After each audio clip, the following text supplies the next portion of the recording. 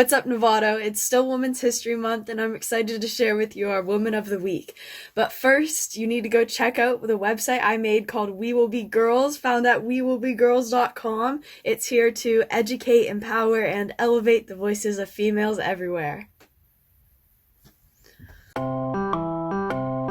a woman, and it's her week. Woman of the Week. At 17 years old in 2005, Stephanie Gilmore shocked the surfing community by winning the Roxy Pro Gold Coast competition as a wildcard competitor. This kick-started her pro career, and she began training to earn the world title in 2007 in her rookie season.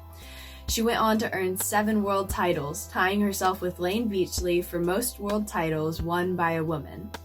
Gilmore joined in the fight for equal pay in World Surf League competitions and is a vocal advocate in creating change.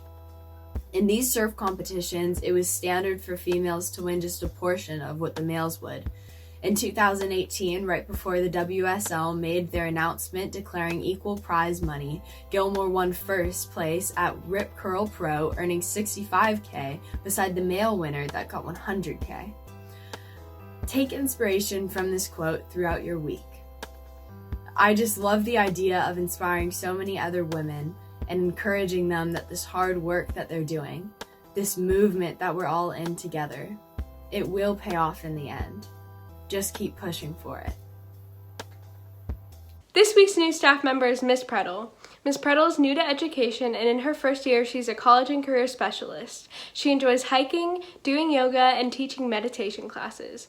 She really enjoys the sense of community at Novato High and is looking forward to working with an awesome team and helping NHS students dream big. Hope everyone was able to watch the homecoming ceremony on Friday. For those who weren't able to make it, we want to give an extra congratulations to this year's homecoming royalty. Attention, all seniors. Thanks to our PTSA, next Monday, March 22nd, you can come to the bus loop and pick up a 2020 NHS graduate yard sign. Pickup times will be from 1 to 2:30 for last names A and M and 2:30 to 4 for last names N through Z. This Wednesday is St. Patrick's Day. Have fun this week wearing green, looking for rainbows or pots of gold, and setting up leprechaun traps. Take pictures and DM them to the @Novato High Instagram or email them to nhsleadership625@gmail.com for a chance to win a pot of gold. The top 3 themed photos will win. Check out the Novato High Instagram for more details. MSA Senior Artist of the Week, Ruby Hefner. Ruby has graced MSA Dance with her love of ballet and joyous approach to the choreography for the past 4 years. She excels in the honors dance class, has a great love of ballet, and is a friend to all. Congrats, Ruby. We'd like to give a shout out to our very own MSA theater students who competed last weekend in the Chapman University 46th Annual Henry Kemp Blair Shakespeare Festival. Excellent monologue goes to Olivia Newbold, outstanding monologue goes to Gabby Winnett, and excellent scene goes to Colette Kolodny and Clark Schutz for Measure for Measure. This week's athletic home games are Tuesday, March 16th, girls golf play against MC. Saturday, March 20th, football and girls soccer. Good luck to everyone home and away this week. Stay safe out there. This week's athlete of the week is Tino Zucconi. Tino is a pleasure to have on the team and constantly works hard to improve and get better. He has a good work ethic and takes practice seriously. Look forward to seeing Tino perform in matches this upcoming season. And now here's Amber. Hey Novato High, how are you? Thanks for taking the time every week to watch these parts of the announcements about the Season for Nonviolence. As a reminder, the Season for Nonviolence is a 64-day national campaign dedicated to demonstrating the power of nonviolent action and practices to address existing injustices we see and to catalyze peace-building, community, and the common good into our lives. So nonviolence isn't the opposite of violence, right? Sometimes violence is necessary, yet it doesn't have to be the only choice. On the other hand, nonviolence is a way of life. It requires that we bring the best of our emotions, imagination, and our social, emotional, and communication skills to create a world that we actually want to live in. And to do this, we must define humanity not by its deficits and wrongs, but by humanity's capacity to change and transform. Same with us, right? How do we define ourselves not by our deficits and what's wrong with us, but by our strengths and our capacity to change and heal? So last week, we explored one of the 6 principles of nonviolence, We attack forces of evil, not people doing evil. So we look at the conditions and systems in place that lead to injustice and violence, instead of just reacting to other people's beliefs or personalities. When we attack personalities, it makes it harder to seek justice and peace, because we further separate ourselves from each other. Yet when we challenge systems, we begin to understand the root causes of things. So through nonviolence, I know that if I want to make a difference, or even if I want to better understand why there's so much violence, injustice, and suffering in the world, I need to understand how it happens in my life first. This speaks to another nonviolence principle we'll be exploring.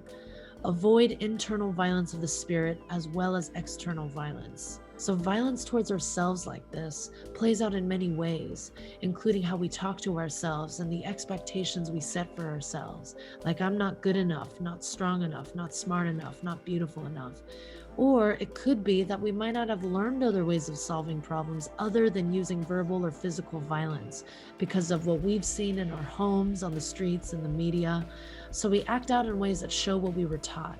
What are the ways in which violence has happened in your lives? Let's take a look at what women's rights activist and author Adrienne Marie Brown has to say about this. There's this quote from Grace Lee Boggs, who was one of my mentors, that's transform yourself to transform the world. That every oppression, all these systems, they are constructed inside of us. And when we start our work, when we get politicized, we're like, the bad people are like over here. And we learn our organizing by learning like who can we identify and point to as the causers of harm. And I love what Grace says is like, this is our potential for some radical responsibility is like, those front lines are inside of us. So we practice the power of nonviolence when we take responsibility over our own lives by bringing our attention inwards, not outwards. Let's take this further. If I want peace for the world, I must find a way to be at peace with myself. If I want the world to be more compassionate and empathetic, I must find a way to be compassionate and empathetic towards myself. The more we can experience it inside first, the more we can give outside. If I see someone being disrespectful or ignorant, I must first reflect on the ways that I've been disrespectful or ignorant, so I can see this person as a human being first, trying to get some need met before I communicate the harm that this person might be causing. We begin to connect and understand before we correct. Relationship first, business second, always. And that doesn't mean people are going to change, but what you're doing is you're moving beyond that shame and blame game, right? We're moving towards creating connection that allows people to feel safe to see their impact and see where they can take responsibility for that impact. But to engage people like this means we have to do our inner work first. So this week we have a Padlet. I want as many people to participate in this as possible because this question affects us all. And understanding that we can be violent towards ourselves or in our own lives, what would you like to forgive, heal, accept, or appreciate in your own life? Please know that inappropriate and disrespectful responses will be deleted like last time. And I don't do this to rain on your parade. I do this because I want sincere and honest responses here. Being real with each other is what it's all about to me, right? So I look forward to seeing your responses, and I'll see you next week. And that's it for your Monday announcements. Remember, stay classy, Novato.